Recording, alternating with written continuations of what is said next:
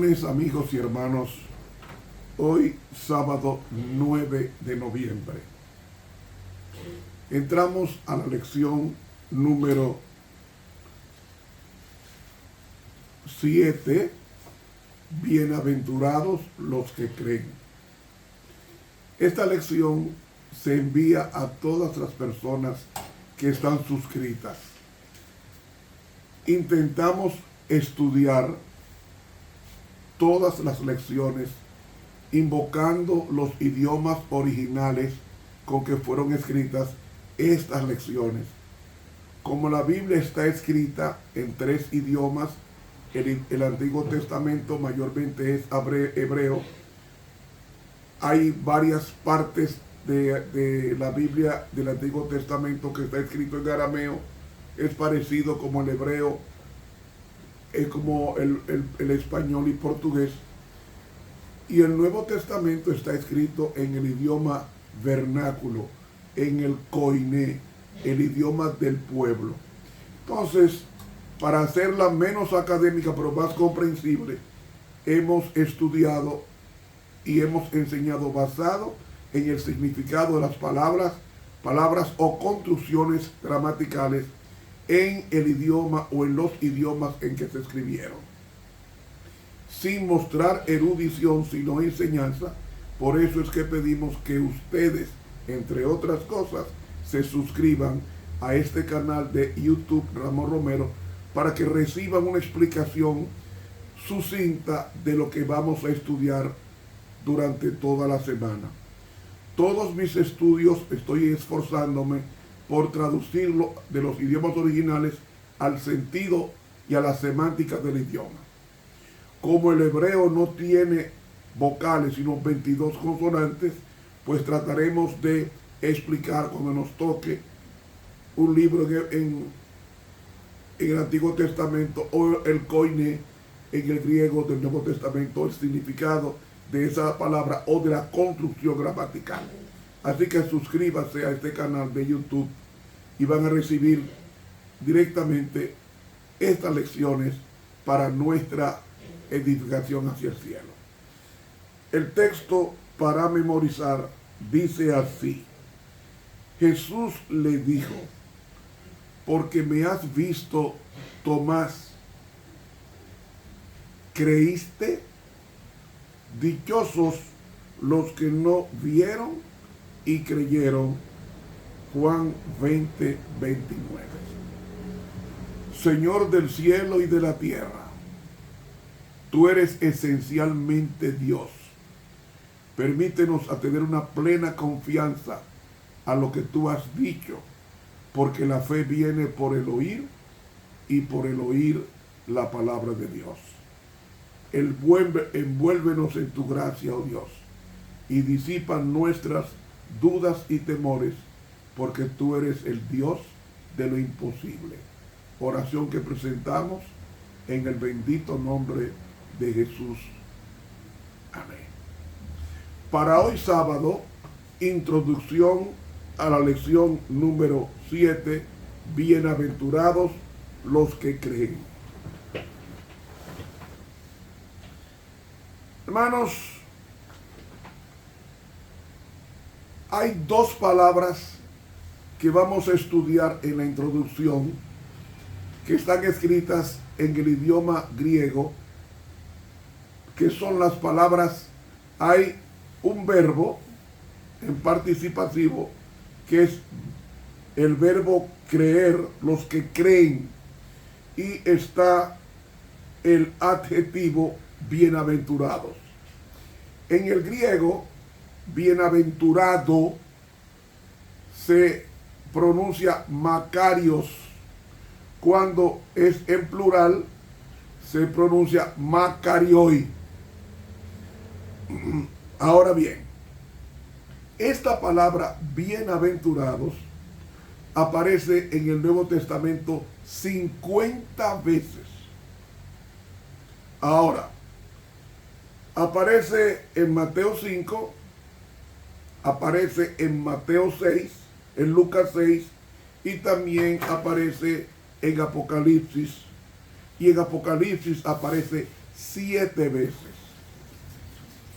Pregunto, ¿qué significa bienaventurados en plural? Bienaventurado es aquella persona que en hebreo es asher. ¿Recuerdan ustedes el texto que menciona el Salmo 1? Bienaventurados. Tiene la misma connotación de el bienaventurado que aparece en Juan 20:19. ¿Recuerdan ustedes en el Salmo 1 que dice, bienaventurado del varón que no anduvo en consejos de malos? El verbo ahí, el adjetivo es asher, que es la misma connotación del griego makarios, es decir, bienaventurado. ¿Quiénes son ese bienaventurado que se pronuncia ashre en el hebreo? Es el ashre, significa una persona con un gozo profundo, con un gozo sobrenatural. Y dice el Salmo 1, bienaventurado, es decir, gozosamente profundo o profundamente gozoso el varón que no anduvo. Realmente el texto hebreo dice que no ha andado en consejos de malvados, es decir, en hacer lo malo. Fíjense que en el texto o el título es bienaventurados los que creen. ¿A quiénes Dios llama bienaventurados? Yo me voy a basar solamente en 7 textos de Apocalipsis. Usted sabía que en Apocalipsis la palabra bienaventurado aparece 7 veces. Y esa palabra bienaventurado está en Apocalipsis 1:3. Fíjate a quién llama Juan, porque Juan es de los autores bíblicos el que más usa. Oiga lo que dice Apocalipsis 1:3. Bienaventurado el que lee y los que oyen está en singular, no está en plural en el griego. Bienaventurados el que lee y los que oyen la palabra no de esta, dice de la profecía, y guardan las cosas en ella escritas, porque el tiempo está cerca. Es decir, ¿quién es bienaventurado? Bienaventurado para Juan, el que escribe el Evangelio en Apocalipsis. Bienaventurado es aquel que guarda la palabra. Otro pasaje, Apocalipsis 14:13. ¿Cómo nos dice allí? La segunda bienaventuranza de Juan. Dice Apocalipsis 14:13. Y oí una voz del cielo que decía, escribe, bienaventurados los muertos que de aquí en adelante mueren en el Señor. Sí, dice el Espíritu, que descansarán de sus trabajos, porque sus obras con ellos siguen. ¿Quién es bienaventurado? Los que mueren en el mensaje de tercer ángel que comenzó a predicarse en 1844. Entonces, todos ellos son bienaventurados porque se van a levantar primero que la resurrección general. Son bienaventurados porque es la resurrección especial de los santos días antes de que Cristo venga. Eso está en el conflicto de los siglos, ahí no hay duda. Para Juan, bienaventurado es aquel de Apocalipsis 16:15 que nos dice,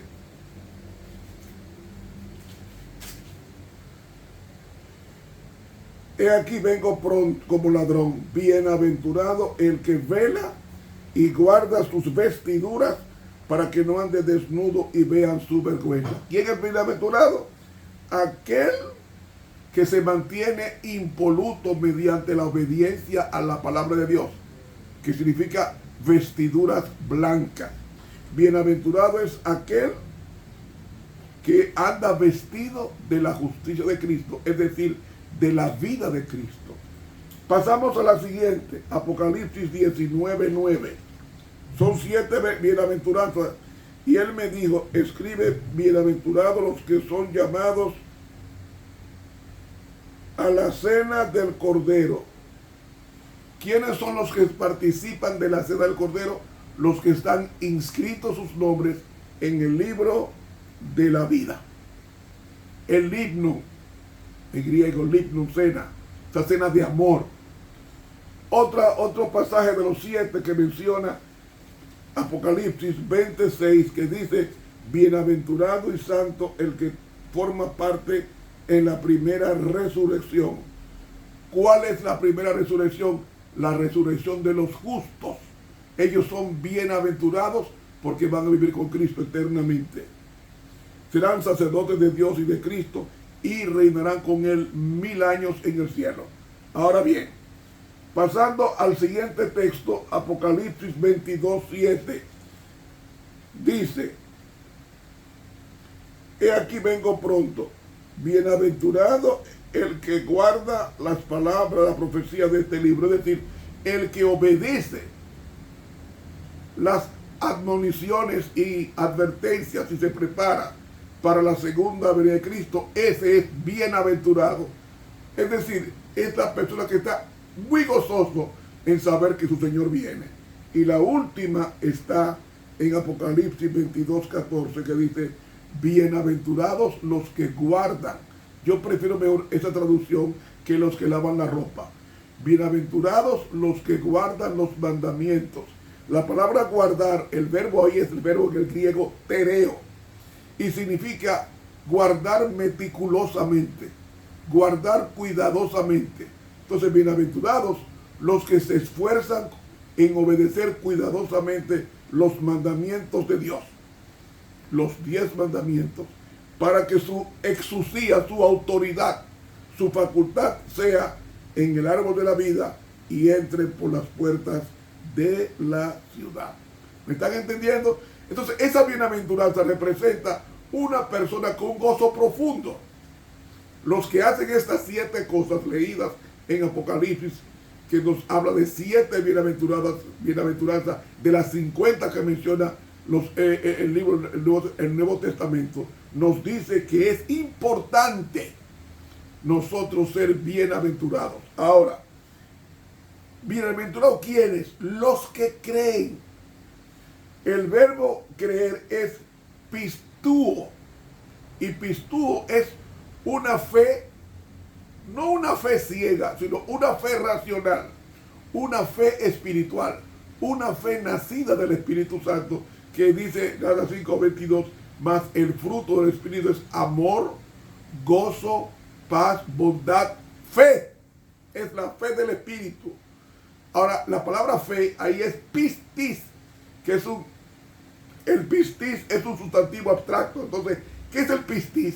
Es yo tener una plena confianza como la tuvo Abraham. Plena confianza como la que tuvo Jesús. Que aunque él hacía los milagros, él decía, gracias Padre porque tú siempre me oyes. Y él decía en otra ocasión, yo estoy en el Padre y el Padre en mí. Ese tipo de fe es la fe que se necesita para pasar esta vida y los eventos finales sin negar al Señor. Entonces, bienaventurados que tienen esa pistis, es decir, esa fe.